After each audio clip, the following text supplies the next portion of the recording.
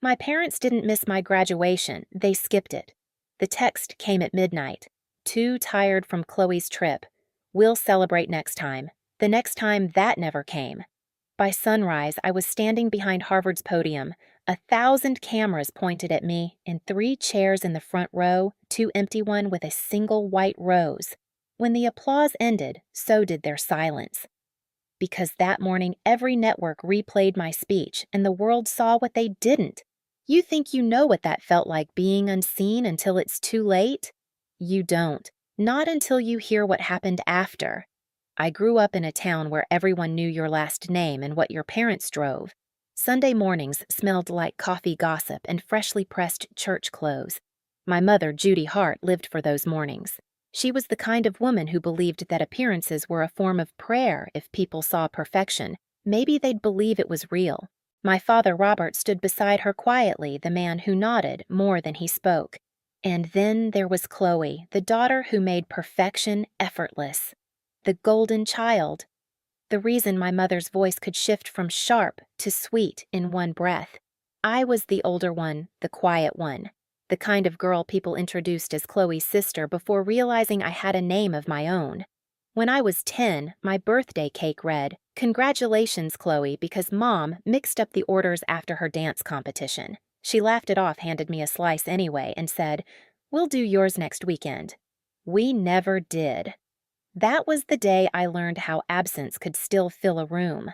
Our house looked picture perfect from the outside, white shutters, neat hedges, Christmas lights that blinked on time, but inside it ran on comparison. If Chloe's laugh was music, mine was static. If she got applause, I got quiet nods. Every success of mine was treated like an echo heard, but never celebrated. Grandma Helen was the only one who saw through it. She lived 2 streets over, always smelling of cinnamon and soap, and she'd whisper, "You don't need applause to be valuable, sweetheart." I didn't believe her then. When I got older, I stopped asking them to notice. I poured everything into school instead. Grades were safe. Numbers didn't play favorites. By 17, I was staying late in the garage fixing old radios and engines just to understand how broken things worked. Maybe part of me wanted to fix us too, but the more I achieved, the quieter they became. When I won first place in the state essay competition, Mom said, "That's nice," before asking if I could help pack for Chloe's trip. Dad nodded without looking up. That silence, that's where the fracture began. It's strange how one small silence can turn into a lifetime. I didn't realize it back then, but every "that's nice," every empty seat was preparing me for something bigger, something that would make their silence impossible to ignore. Harvard was everything my small town wasn't: loud, brilliant, alive. For the first time, I didn't have to explain myself to anyone. The cobblestone paths, the smell of coffee from the Science Center cafe, the hum of laptops at midnight, it all felt like belonging. But even in that new world, their silence followed me. The first semester, I emailed my parents a photo of the campus me in front of Widener Library red scarf, beaming. Mom replied 3 days later, "Pretty place Chloe's dance coach just got her a new gig in New York." "Isn't that exciting?" Dad added a thumbs-up emoji. That was it. "No, we're proud. No, how are you?" Just a reminder that I was still orbiting around someone else's light. By junior year, I stopped sending photos. Success felt hollow when the people you wanted to see it most refused to look. Still, I kept pushing. I got a research assistant position under Dean Alvarez, a woman who believed in impact over prestige. She taught me that data wasn't just numbers. It was people's lives translated into patterns. "You have a voice, Zoe," she told me once. "You just speak it through logic." That line stuck. While other students planned weekend trips, I spent nights at the library scanning old medical bills and community health records for our project. Rows of numbers glowed on my laptop, evidence of inequality, proof that silence kills more than words ever could. Every file I opened reminded me of home, of how easy it was for people to look away when something didn't affect them directly. Then came the email. "Congratulations. You've been nominated as valedictorian of the class of 2024. I stared at the screen for a long time. For once, I wanted to share the moment, to hear my parents say something that sounded like love. So I called. No answer. I texted. Hours passed. Finally, Mom replied, Sorry, honey. We're in Italy with Chloe for her law internship, so proud of both our girls both.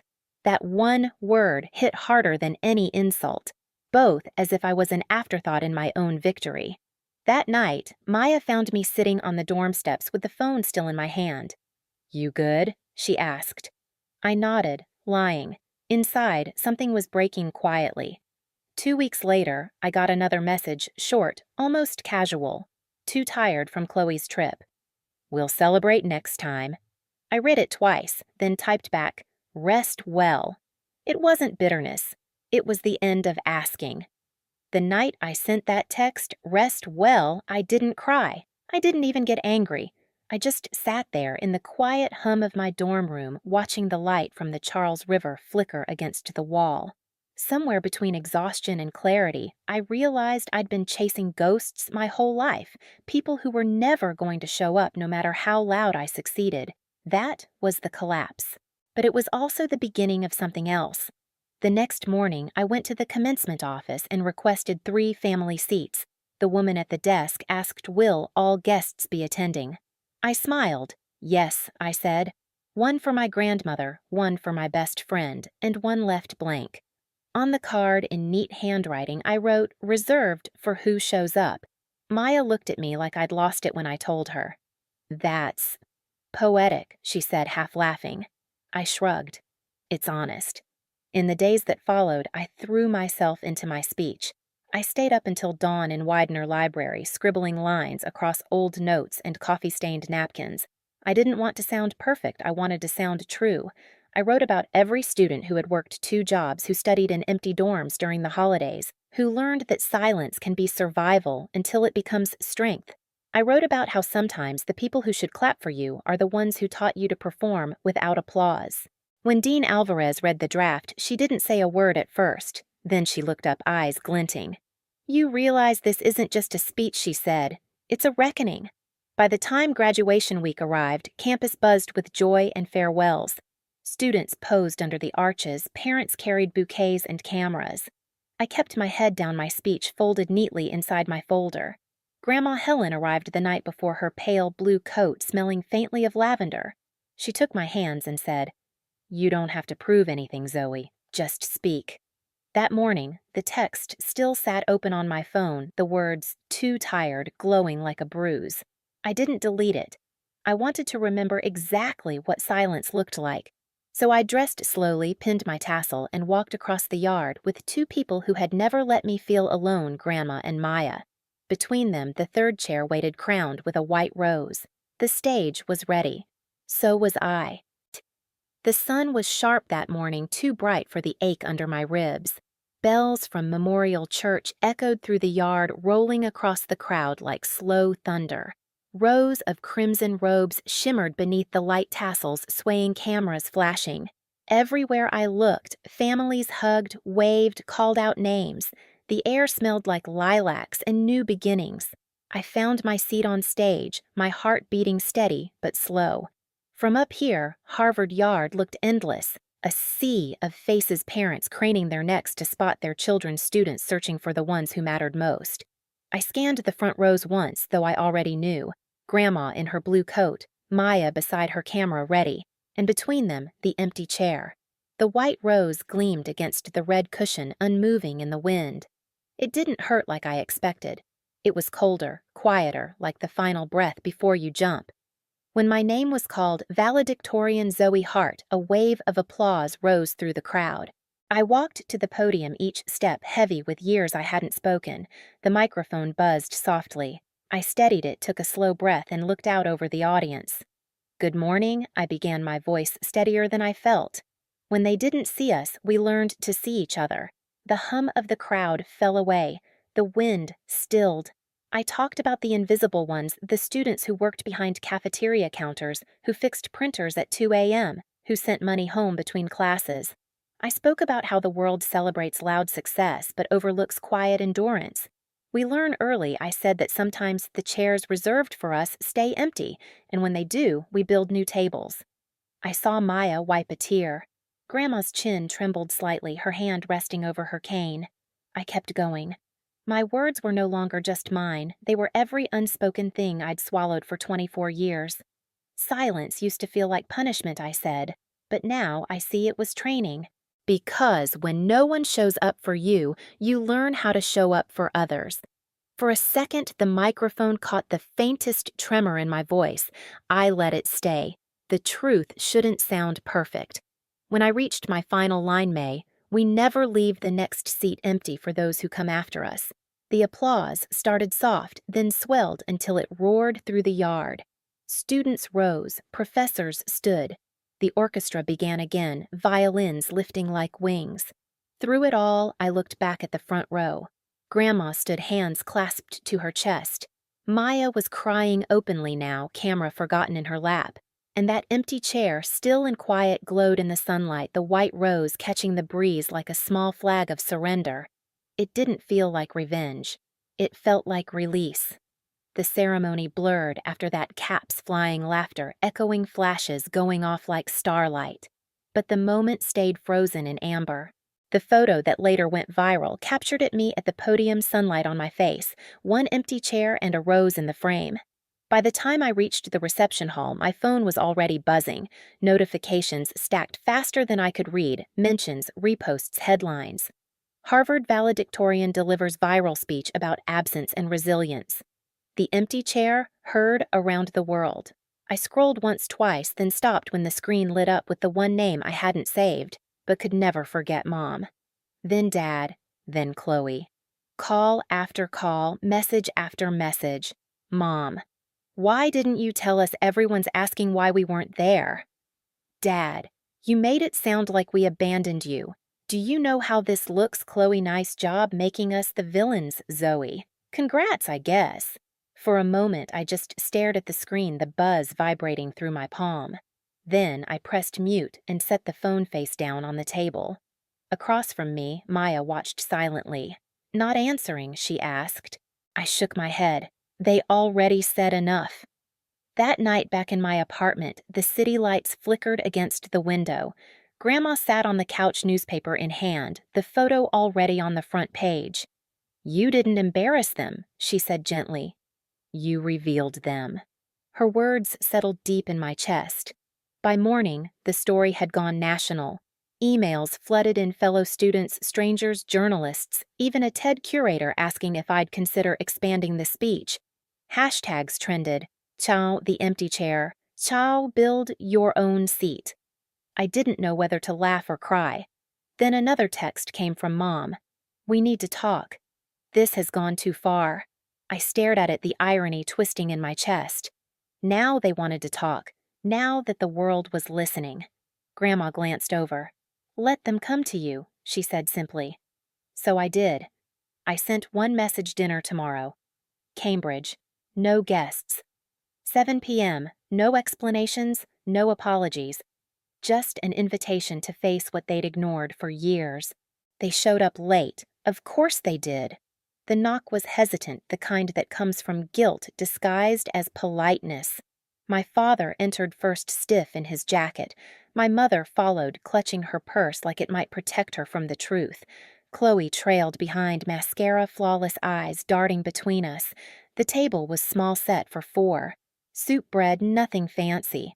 I'd placed a small wooden sign beside the spare chair. For who shows up? Mom broke the silence first. You humiliated us, Zoe. Her voice cracked between pride and panic. The neighbors saw the video. Do you know how it feels to have everyone think we abandoned you? I met her eyes. You didn't need the world to tell you that. You already knew.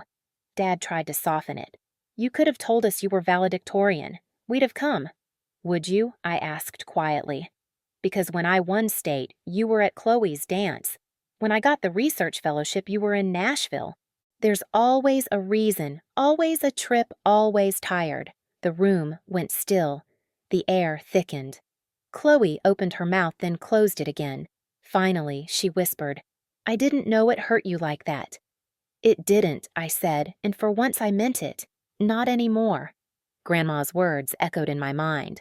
Love doesn't wait until you're ready. It shows up when you're needed. Mom's shoulders slumped. We thought you didn't need us. You were always so independent. I let out a small laugh.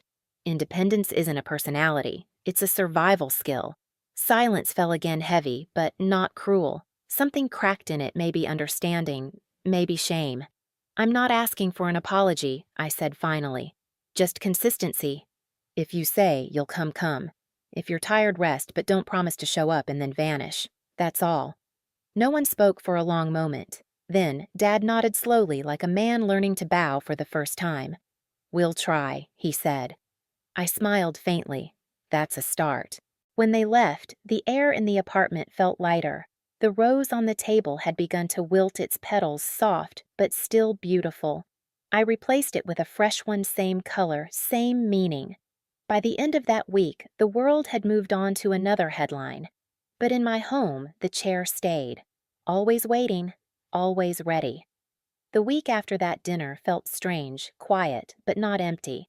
My phone buzzed lest the news cycle had moved on, and Harvard Yard returned to its ordinary rhythm of tourists and pigeons. Yet, something inside me had shifted like a bone, finally set right after years of pain. Grandma came by every few days, bringing lemon cake and advice, disguised as conversation. You gave them a mirror, she said one afternoon, settling her cup on the table. Now it's up to them to decide if they like what they see. I smiled, but I didn't wait for their reflection. I'd spent too many years waiting. A week later, I spoke at a small community event downtown. Nothing grand, just students and locals gathered in a library basement. I used parts of my speech reworked for a smaller room. There were no cameras, no applause, just nods from people who understood what it meant to build your own seat. Afterward, a girl my age came up, eyes glassy. My parents didn't come to my graduation either, she said softly. But seeing you made it hurt less. That was the moment I realized the story had done its job. It had turned pain into permission for someone else to heal. At home, the chair still sat in the corner beside my desk, the wooden tag dangling. For who shows up. Sometimes when the light from the window hit it just right, it didn't look empty, it looked expectant. Mom sent a text the following Sunday dinner next week early this time. I stared at it for a long second, then typed, "Early is good." The next morning I passed through Harvard Yard one last time. The air smelled like cut grass and coffee the same way it had when it all began. I looked toward the stage where I once stood, sunlight spilling over the bricks, and whispered, not bitter, not proud, just certain they see me now. I've learned that sometimes justice doesn't come as an apology. It comes as clarity. You spend years begging to be seen. Then one day you stop asking and the world turns its head anyway. That's what happened to me. My family didn't change overnight, but the silence between us did. It wasn't filled with guilt anymore, it was filled with choice. Now, every time I sit at my kitchen table, that extra chair is there. Not as a reminder of who failed to show up, but as an invitation for those who will. It's for anyone who's ever felt invisible, for anyone who's ever clapped alone in a crowd. If you've ever built something from the pieces they left behind, this story is for you. And if you've ever waited for someone to show up and they didn't, don't wait forever. Build your own seat. Sit proudly. Let them see what they missed. If this story touched something in you, share it below. Tell me where you're watching from or who you built your own chair for. And if you want more stories like this, stories about finding power in the quiet, subscribe, stay, and let's keep showing up together.